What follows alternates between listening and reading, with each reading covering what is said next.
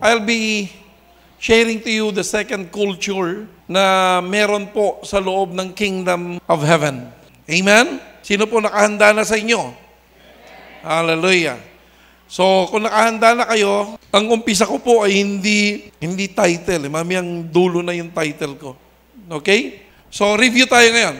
Lahat po ba tayo may pandinig sa gabing ito? So, let's proceed. In every kingdom, there is a king. Pwede bang sabihin ninyo? There is a king. Yan, merong hari na namumuno sa isang kingdom. Okay? And then next pointer, king is different from a president. Hello? And then next pointer, babasahin ko lang sa inyo. King owns everything, maging ang kanyang mamamayan. Pero ang president need the approval of his Senate, Congress, and Judiciary. Hindi siya pwedeng magdidesisyon ng sarili niya, ang presidente. Kailangan ang approval ng Congress, kaya matindi ang corruption. Kasi kung ilan ang Congress natin ngayon, nasa 100 plus, no? So pagka meron kang gustong ipapabatas, kinakailangan majority o 2/3 of the Congress and the Senate should vote doon sa gusto mong batas. Kaya yung CONCON at saka yung CHATCHA, yung charter change, hanggang ngayon hindi nagtatalo-talo. Kaya pumapasok ang corruption because the president should buy the vote of each and every congressman or congresswoman. Diyan po nagkakabayaran ng 50 million per head. Ganon kalaki. Kaya kung ikaw ay isang presidente na wala kang pera, wala kang magagawa. Okay? Hindi katulad ng hari, pag sinabi niya, sinabi niya.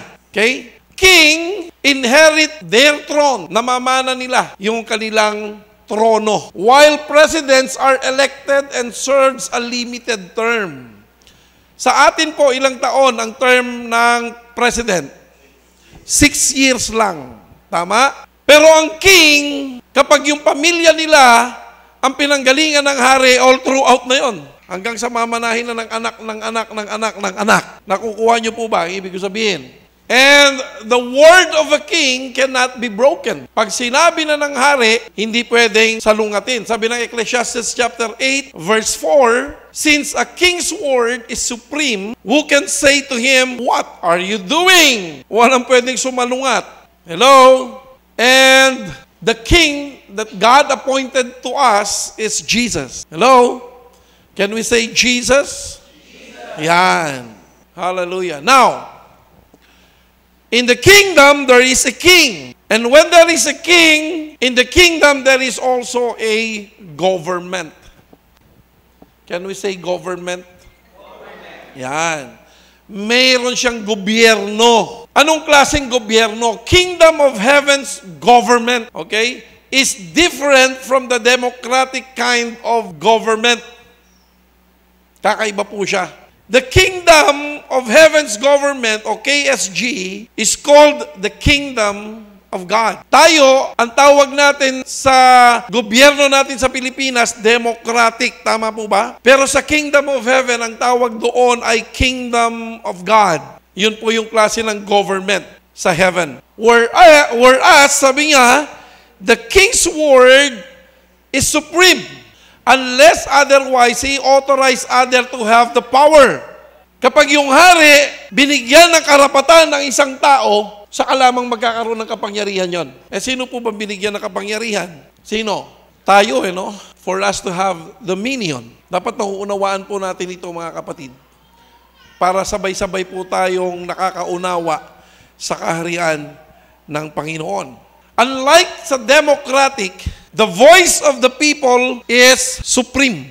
Kaya nga po napatalsik si Marcos because of people's power. They call it people's power. Kaya napatalsik si Erap, mga presidente po ito, because of the people's power. In the kingdom of God, hindi pa pwede yun. Rebellion ang tawag doon. Nauunawaan po ba natin ang kingdom of heaven? Now, this kingdom of God which is the government, was with Jesus. Do you believe that? In Isaiah chapter 9, verse 6, "For to us a child is born, to us a son is given, and the government will be on his shoulders.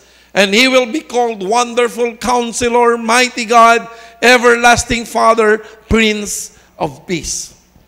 Pagdating ni Jesus dito, dala-dala niya yung gobyerno ng Diyos sa atin. Sino daw po magpapatupad ng gobyerno na yon? Jesus. It is in His shoulder. So hindi po nagpunta rito si Jesus para lamang tayo ay iligtas. Nagpunta si Jesus dito para dalhin ang batas ng langit dito sa batas ng lupa. Kaya ang prayer na itinuturo sa atin ni Jesus, "Our Father who art in heaven, hallowed be thy name, thy kingdom come, thy will be done on earth as it is in heaven." Hello? Because the original intention, pakinggan natin itong mabuti for us to understand. The original intention of God through human being is to bring down the glory of heaven on earth. Nakuha niyo po ba yun? Pero nasira po yun because of sin. Because of the first Adam failed. Sino yung first Adam? Si Adan. Tama po ba? Ang second Adam is Jesus Christ, who became successful. Hallelujah. So yung original plan of God and intention ay muling dinala ni Jesus dito sa sanlibutan. At yun po ang ipinatupad niya rito. Hindi lang tayo isa-save, kundi dala-dala niya ang batas ng Diyos para sa sanlibutan. Bakit niya kaya dala-dala? No? Hallelujah. Mamaya, tingnan po natin. Kaya naman, therefore, sabi niya, anyone is in Christ, we become citizens of heaven, not a member of a religious church. The intention of God is to bring heaven on earth. Okay?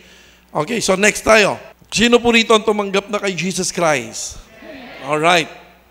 Nung pagkatanggap ninyo kay Jesus, sabi niya, we become citizens of heaven. Citizens because we belong to a kingdom or a country. Legal term for someone who is born to a country. Paano ka ba naging citizen ng Pilipinas? Paano kayo naging citizen? Kasi ipinanganak po tayo rito sa bansang ito, tama po ba? Kaya nga tayo, kapag ikaw ay buntis, nanganak ang asawa mo sa Amerika, yung anak mo magiging US citizen. Kasi doon ipinanganak. Miski sa eroplano, kapag yung lumipad ang eroplano at doon nanganak sa eroplano at nasa boundary ng isang bansa, magiging citizen nila yon. Kaya naman, next, that is why we need to be born again. Ang pagiging born again is an immigration issue that we need to be born to His kingdom. Ay, nakukuha niyo po ba? Ha? Kaya sabi ni Jesus kay Nicodemus, you must be born again. Bakit? Para maipanganak ka sa kingdom. Flesh, sabi niya, gives birth to flesh. Ipinanganak ka sa Pilipinas by flesh. Pero sa oras na ito, spirit gives birth to spirit. Sino rito tumanggap na kay Jesus? Pagtanggap mo kay Jesus, sabi ng 2 Corinthians chapter 5 verse 17, if anyone is in Christ, he is a new creation. The old is gone, behold, the new has come. Sino rito naniniwala na siya ngayon ay citizen na ng heaven? So meron tayong dual citizenship. Our flesh is a Filipino citizen, but our spirit right now is kingdom citizen. Hello? Kaya naman pala kailangan tayong mag-glorified body, katulad ni Jesus. Bakit? Kasi during that time, Jesus was a Jew. Kasi doon siya ipinanganak. Tama po ba? Tama po ba? Kaya nung namatay siya after 3 days, He rose again from the dead and nag-glorify yung body niya. Pati yung katawan magiging kingdom citizen. Naintindihan niyo po ba? Kaya tayo babaguhin lahat. Kasi tayong lahat ngayon, maging ang ating katawan at kaluluwa at ang ating espiritu ay magiging buong-buo ng citizen ng kingdom. Amen po ba? Nagkakaunawaan po ba tayo? Ha? Mahalaga po na maunawaan niyo po mga bagay na ito Para nang sa ganon ay sabay-sabay po tayong lumalago sa pagkakaunawa pagdating sa kaharian ng Diyos. Kaya sa oras na ito, we experience a reborn spirit. We become citizens of heaven, not a member of a religious church. Born again in a new country or kingdom is a process. A lot of adjustment and renewal of mindset is to be done. Tanungin ninyo, yung mga kamag-anak ninyong nag-migrate sa Canada. Meron akong ate na nandun ngayon. Pag-migrate nila doon, kailangan nilang mag-adjust. Kasi yung citizenship nila rito, nasanay po sila sa kultura ng Pilipino. Pero dahil ikaw ay iibahin na ang bansa mo, babaguhin mo pati kultura mo. Kaya adjustment. Kaya tayo mga born-again Christian, nag-a-adjust pa tayo. Sanay tayo sa pagiging flesh. But now we are adjusting into spiritual one. Eh, wag po tayo maging judgmental na yung iba nagiinom pa. Yung iba naninigarilyo pa. Ikaw hindi na magpasalamat ka. Baka yung tao na yon ay nag-a-adjust pa. Kaya nga po ang bilin ng Panginoon sa atin, dalawa utos niya. Mahalin mo ang Diyos mo ng buong lakas, buong kalooban, buong puso at isip. At mahalin mo ang iyong kapwa kagaya ng pagmamahal mo sa iyong sarili. Amen. Hindi niya sinabing husgahan mo ang iyong kapwa. Kung meron dito ang nakakaunawa ng ating kalagayan, ang Diyos po yun. Ang sasabihin natin, all right, justified na naman, pwede na akong gumawa ng kalokohan. No. You cannot do that. Maaring inuunawa tayo ng Panginoon ngayon, pero unti-unti tayong tinuturuan na mag-adjust. Because whether you like it or not, kapag ka nandun ka na sa bansa na kung saan ka nag-migrate, magugulat ka na lang isang araw. Islang ka na rin magsalita. Chocolate, you know? Yeah. Kita mo yung mga Pilipinong nanggaling doon, pagka mga 2 taon, 3 taon na, oh no! Oh my God! In America, we don't have like that, you know? Whether you like it or not, the culture of that country or kingdom will be adopted. The same thing in us. Habang tayo po ay nandito, magugulat kayo. Sabi ko nga, si Pastor Pao, napalago niya yung bayabas eh. Sa ginayang nung araw eh. Pagtapos ng praise and worship, lalabas, magpapausok eh. Hanggang sa lumaki yung puno. Pero ngayon, nakikita niyo pa ba siya? Huwag niyo siya pagbintangan kung bakit malago yung kay Mito. So, born again is a new country or kingdom, and we are under process. A lot of adjustment and renewal of mindset is to be done. Kaya sabi ng Romans chapter 12, verse 1 and 2, renew your mind. Renew your mind. Amen? Ngayon, kung nasa process pa yung katabi mo, yung nasa harapan mo, nasa likod mo, relax ka lang. Diyos po ang bahala dyan. Amen? Naunawaan po ba natin lahat, mga kapatid? Sino rito ang under process? Taas ang kamay. Oh, di ba? Every one of us. May kanya-kanya po tayong weaknesses. Matagal din naman yung process ko sa pagiging chick boy nung araw eh. Hanggang sa dumating yung punto na ikaw na mismo aayaw. What kind of mindset? A mindset that is now suitable for your new country to live on forever. Darating po tayo doon, maniwala po kayo. Si Doubting Thomas, nung sinabi nilang buhay si Jesus, ayaw niya pa maniwala, di ba? Pero dumating ang punto na na-encounter niya na si Jesus. Dumating yung punto na pinapunta si ni Jesus, sige nga, kapain mo yung kamay ko, kapain mo yung tagiliran ko, sabihin mo kung hindi ako ito. Ano nangyari sa kanya? Lusaw si Doubting Thomas, my Lord and my God. Amen? One day, I believe that you will be encountering Jesus personally. Maniwala po kayo. Maniwala po kayo. Dumating ako sa punto na ipinakita ng Diyos sa akin sa buhay ng anak ko kung gaano makapangyarihan ng Diyos. Nagkaroon po ako ng takot sa Kanya. Kaya buhay na buhay ko po sinasabi sa inyo, my Lord and my God. Amen? Huwag po nating lalanglangin ang ginagawa ng Diyos sa atin. We are now migrated from being Filipino to become citizens of the kingdom of God. Dual citizenship tayo ngayon for the meantime. Amen? Kaya pagdating ng second coming, ito na yung consummation ng kingdom of heaven.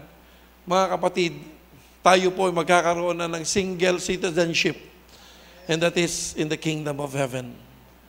Hallelujah. Philippians chapter 3 verse 20, but our citizenship is in heaven, and we eagerly await a Savior from there, the Lord Jesus Christ, who by the power that enables Him to bring everything under His control, will transform our lowly bodies so that they will be like a glorious body. Can we say hallelujah to that? Hallelujah. No? Therefore, we have to read and understand God's law for us to have a culture to follow and depend on. Bakit? Sapagkat ang batas lumilikha ng kultura at ang kultura lumilikha ng pagsunod. Alam nyo, doon po sa Manggahan, sa outreach po namin doon, kina Regis family, naging batas po doon na magtatanggal po kami ng sapatos. Nakapaapa lang po lang kami doon pagpasok mo doon sa pinaka-sanctuary namin. Dahil siya ay batas, naging automatic sa amin, naging kultura. Automatic na yun. Wala sino man dito makakalimot doon. Maniwala po kayo. Even as pastors. Miski sabihan na kami ni Sister Abby sa ni Brother Rolly, Pastor, magsapatos po kayo, no? We have to remove our sandals and naka-bare lang kami, foot. Why? Become a culture. Bakit? Ang nagbigay ng batas, yung may-ari ng bahay, mahiya ka naman. Amen? Kaya kapag alam mo ang batas ng Diyos, magiging kultura mo siya. Amen po ba? Hallelujah. Ano yung unang culture? Last Wednesday na tinuro ko, the first culture of the kingdom of God ay obedience o pagsunod. Should be our lifestyle in the kingdom of God. Sabi ng 1 Samuel chapter 15 verse 22 to 23, to obey is better than sacrifice. Mga kapatid, kapag ka walang obedience, then lawless ka. Anong tawag doon sa mga lawless people? Outlaw. Ano sa Tagalog ang outlaw? Kriminal. Kaya pag wala kang obedience, kriminal ang tingin sa iyo ng Diyos. Kaya sabi niya sa Matthew chapter 7, Not all who says to me, Lord, Lord, Lord, will enter into the kingdom of heaven, but only those who do the will of my Father who is in heaven.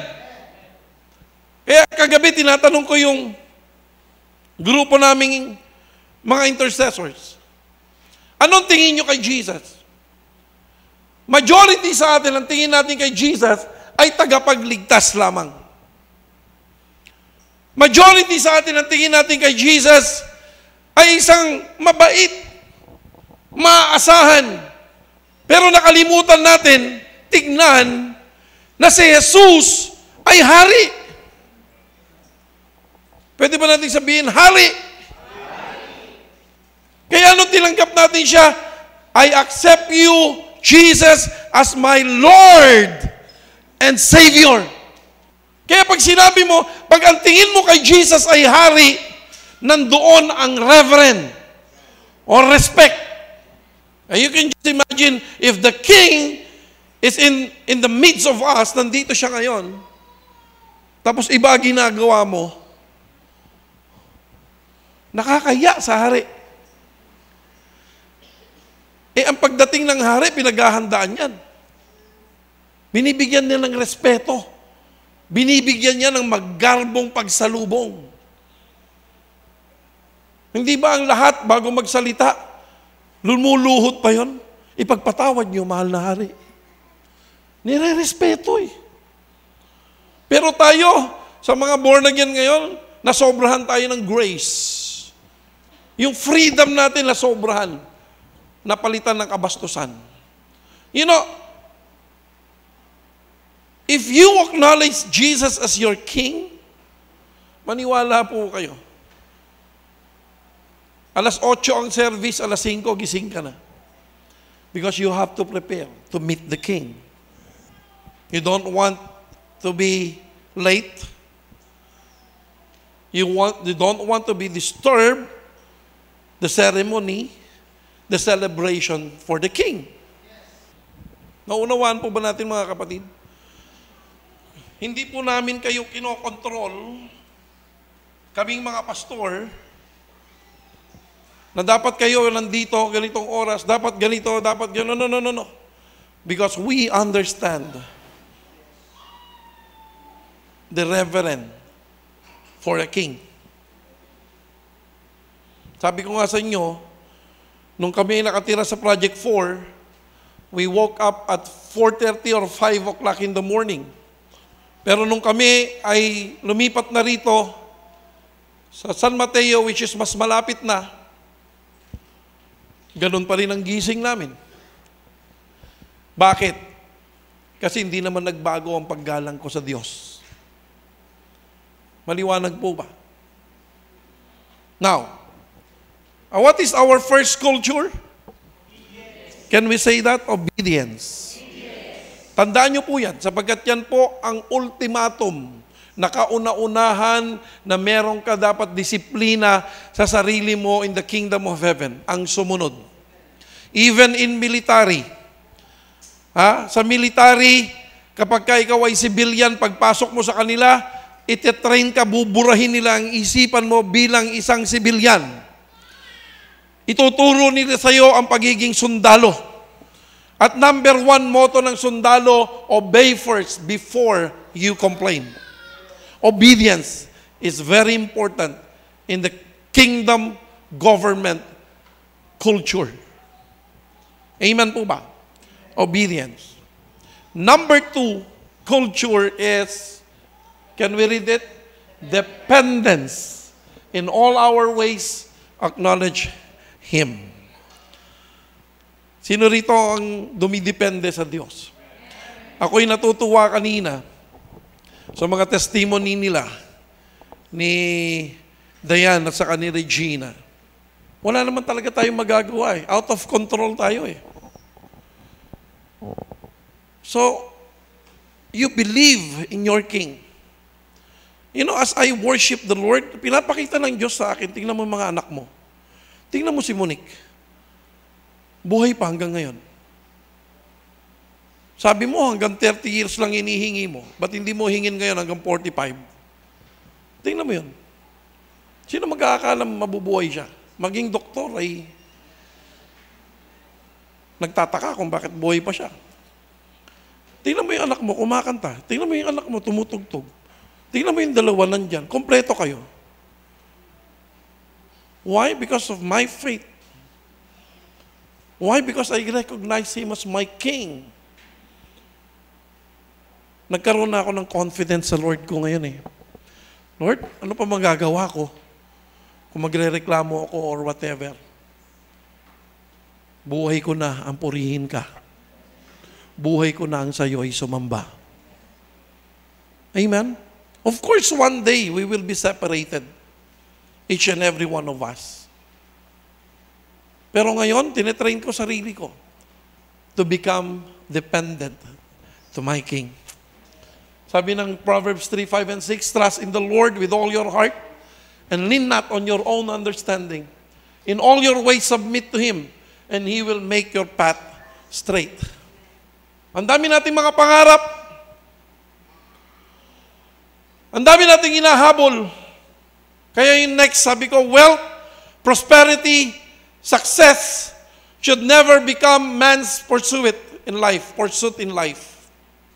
Ay, ganun ba yun, Pastor? Yes.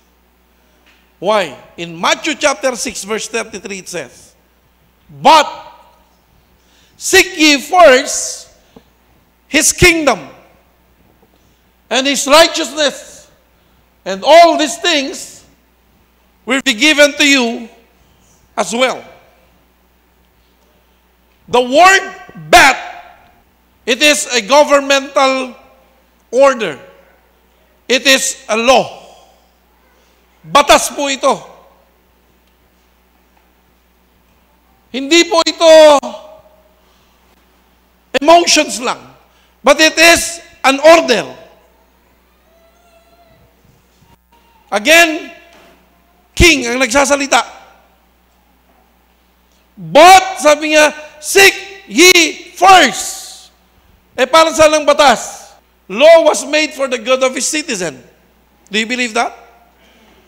If there is no law, there will be no order. Miski sa loob ng batas, kapag wala kang batas bilang ama, sa loob ng tahanan, magulo yan. Ako, napalaki ko yung mga anak ko sa bawat batas na binibitawan ko sa kanila. Salamat sa Diyos.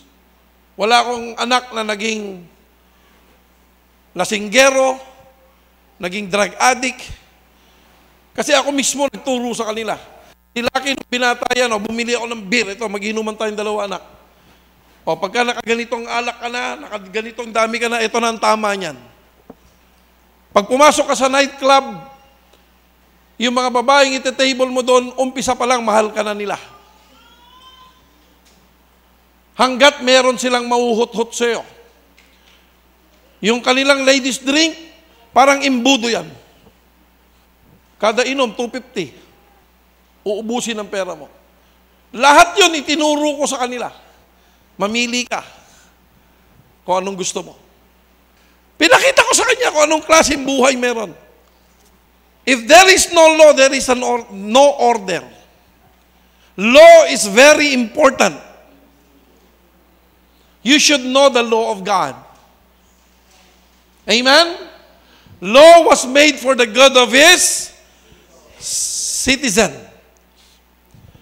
This, seeking the kingdom and His righteousness, are the key to get wealth, but an important key to control and have dominion over life. Hallelujah. Having the mind of Christ and moving in the ways and will of God is what exemplified in these powerful words. God seeks for man to have dominion on every created thing, especially wealth. Wealth is more than money. Pwede ba nating pag-usapan yun? Wealth, sabihin nga natin, is more than money. But wealth are ideas and concepts that God invested on us. Minsan kasi pera kagad ang iniisip natin eh. Bakit naging successful sila PK at saka si Daniel sa business nila? Because of the fresh ideas God is giving to them. Kung titignan natin, mga kapatid, imposible yun eh.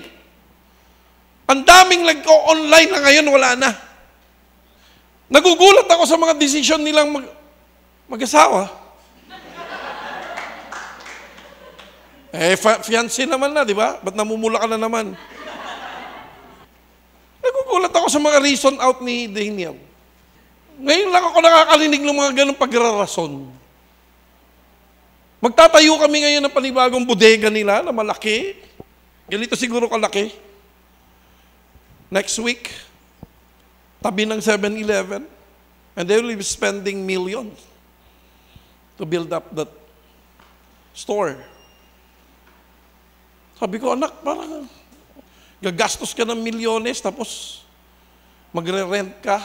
Ikaw na nagtayo ng building, re-renta mo sa kanila ng 40,000 plus a month. Pero si Daniel, very confident in all the ideas God is giving to them. E di sige, suporta lang kami. Why? Because I believe in my king, and that is also his king. Panginoon, hindi mo naman siguro pababayaan yung anak ko. Amen po ba? Ang wealth, mga kapatid, ang Diyos po ang nagbibigay ng ideas. Fresh ideas. Ang pagkakamali ko nga, naging maingay ako sa mga ibinigay niyang revelation sa akin eh. Kaya naunahan tuloy ako. Yung mga ideas ko na binabanggit ko, tinuturo ko yung mga lugar doon sa amin, may gumawa. Kaya pag may idea binigay sa inyo si Lord, gawin nyo na muna, huwag nyo na muna i-share. Amen? In Deuteronomy chapter 8, verse 18, but remember the Lord your God, for it is He, ano sabi niya? Who gives you the ability to produce wealth. Sometimes kasi parang ginagawa natin ng Diyos na genie. Bigyan mo ako ng milyones. Ching! Sino daw magpo-produce ng wealth? Sino? Tayo! Kung nangangarap ka lang, yayaman ako, tulog ka naman ng tulog. Yayaman ako, laro ka naman ng laro. Yayaman ako, puro ka lang pangarap. If there is an idea that God will give to you, gawin mo. God will give you the ability to produce wealth. And so confirms His covenant, which He swore to your ancestors, as it is today. Wow. Kaya sabi niya sa Jeremiah 29:11, for I know the plans I have for you. Plans to prosper you and not to harm you. Plans to give you hope and a future. Ay! Sino rito may pangarap? Sino rito ang gustong yumaman? O, huwag nyo naman sabihin hindi. Hindi po masama yun. Ngayon, ang ipanalangin nyo sa Panginoon, Panginoon, give me ideas. Amen? Si Henry C., yumaman lang. Okay? Sa ilang bote ng Coca-Cola. Si Gokong Wei, yumaman sila. Hindi naman sila agad mayaman eh. Si Atong Ang. Napakinggan nyo ba yung kanyang mga viral na interviews kay Atong Ang? Nagsimula lang siya sa auto shop. Nagsimula lang siya sa buy and sell. Bibili ng motorsiklo. May sira, aayusin niya, bebenta niya. Doon lang nagsimula si Atong Ang. Hallelujah. Kaya yung isang mahal kong anak, binentahan ako ng sandals. Bumili ka agad ako. Baka idea ni Lord yan, isuportahan natin. Suot-suot ko hapon. Pero ang ganda. Pag suot ko, sabi ni Lucky, pa, ang ganda ng sandals mo, yayamanin ha. Siyempre. Magkano sa niyan? 10,000. Kasi gusto ko rin mag-business eh. Kukunin ko sa kanya ng 1,000, bebenta akong 10,000.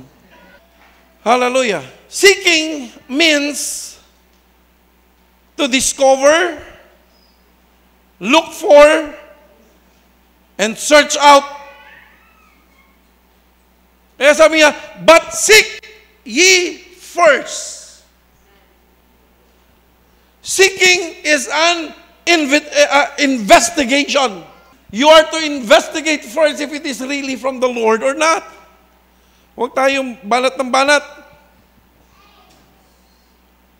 So dito sa Matthew 6:33, this is not a suggestion, but it is a direct order from the kanino? From the king eh. Kaya sabi ko rito, we should not look unto Jesus as Savior only. We should understand that His term is royalty. To rule, to reign, and to be a king. Amen po ba? Amen po ba? Amen. For our own safety, He wants us to obey Him and have a total dependence on Him. In conclusion, mabilis lang, di ba? May natutunan po ba tayo? Okay. In conclusion, number 1, obey what God has commanded us to do. How can you know the commandment if you do not read the Word of God? Dati kasi nagbabasa ngayon ako ng Bible through my cellphone. Hindi na. Kahapon, hinalughog ko yung mga Bibles ko, yung mga luma. Tinambak ko doon sa kwarto. At inumpisahan ko ulit, ilagay sa dapat kalagyan.